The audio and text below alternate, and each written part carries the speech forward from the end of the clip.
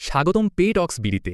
এখানে সরকারি চাকরিজীবী, এমপিও এবং নন এমপিও শিক্ষা প্রতিষ্ঠানের শিক্ষক কর্মচারী থেকে শুরু করে আউটসোর্সিং কর্মচারীদের নিয়ে আপডেট তথ্য দেওয়া হয়। সর্বশেষ আপডেট তথ্য পেতে এখনই লাইক দিন, কমেন্ট করুন ও সাবস্ক্রাইব করতে ভুলবেন না। ধন্যবাদ। 20টা ধাপ থেকে আমাদের গ্রেডগুলো কমিয়ে এনে 10 ধাপে উন্নতিকরণ সহ আমাদেরকে জাতীয় যে পে স্কেল, এই পে স্কেলের সর্বনিম্ন বেতন অবকাঠামো কমপক্ষে 30 থেকে 40,000 টাকা বিভিন্ন দেশের সাথে সঙ্গতি রেখে, এশিয়া মহাদেশের বিভিন্ন দেশের সাথে সঙ্গতি রেখে আমাদের যে নিম্ন আয়ের কর্মচারীগুলো, এই কর্মচারীগুলোর বেতন পে স্কেল নিরসন করবেন।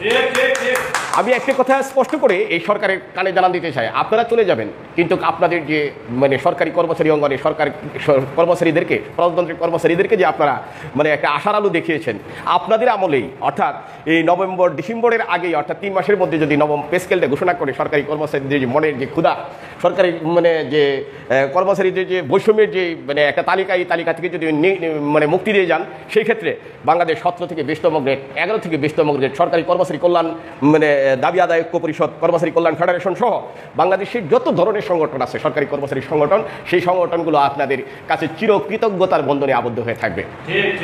তাই আমি অত্যন্ত স্পষ্টভাবে আজকে কক্সবাজারের নেতৃবৃন্দদেরকে নিয়ে আমি আপনার মাননীয় সরকার প্রধান, সরকারের যে প্রধান উপদেষ্টা এবং সরকারের যে নীতি নির্ধারক আছেন এবং অর্থ মন্ত্রণালয়ের যে মাননীয় অর্থ উপদেষ্টা, ওনার কাছে বিনীত আরজ করছি এবং ওনার কাছে দাবি রাখছি যে আমাদের এই বৈষম্যগুলো যাতে আপনার মাধ্যমেই নিরসন হয় এবং প্রধান উপদেষ্টার মাধ্যমে যাতে সমাধান হয়।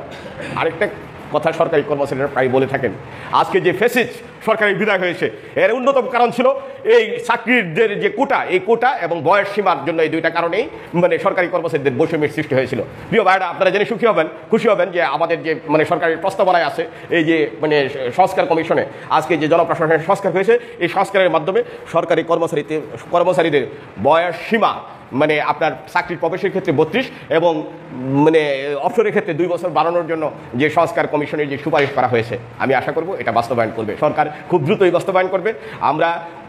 আমরা বাংলাদেশ 17 থেকে 20তম গ্রেড সরকারি কর্মচারী দাবি আদায় ঐক্য পরিষদ, প্রশাসনিক কর্মকর্তা পরিষদ, এরপরে আপনার বাংলাদেশ সমন্বয় পরিষদ, এরপরে শ্রমিক কল্যাণ ফেডারেশন, এরপরে বাংলাদেশ চতুর্থ শ্রেণী কর্মচারী সমিতি, অর্থাৎ বাংলাদেশের যত সংগঠনগুলো আছে সকল সংগঠনগুলোকে নিয়ে আমরা আপনাদেরকে সাধুবাদ জানাবো।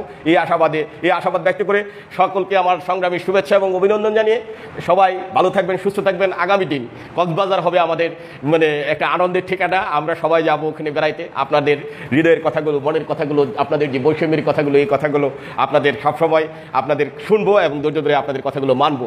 আমরা আপনাদেরকে সবাইকে কক্সবাজার থেকে ঢাকায় আসলে এইখানে যে ঠিকানা রয়েছে, এই ঠিকানায় আমরা আপনাদেরকে ঘুমাইতে দেবো। আপনারা হোটেলে সিট ভাড়া নিয়ে থাকতে হবে না, আপনারা এখানে আসবেন, থাকবেন, খাবেন, হ্যাঁ, আমাদের সাথে যোগাযোগ রাখবেন। আপনারা আমাদের ভাই হয়ে থাকবেন, আপন ভাই হয়ে থাকবেন। আসসালামু আলাইকুম, আমি Mohammad Yasin, civil surgeon office Cox's Bazar. আমি সাধারণ সম্পাদক 17-20 গ্রেড সরকারি কর্মচারী সমিতি কক্সবাজার জেলা। আসসালামু আলাইকুম, আমি মোহাম্মদ নাজিমউদ্দিন, খাদ্য অধিদপ্তর খাদ্য বিভাগ কক্সবাজার জেলা, যুগ্ম সাধারণ সম্পাদক কক্সবাজার জেলা কমিটি। আসসালামু আলাইকুম, নাসিরউদ্দিন, ট্রেজারি শাখা, জেলা প্রশাসকের কার্যালয় কক্সবাজার।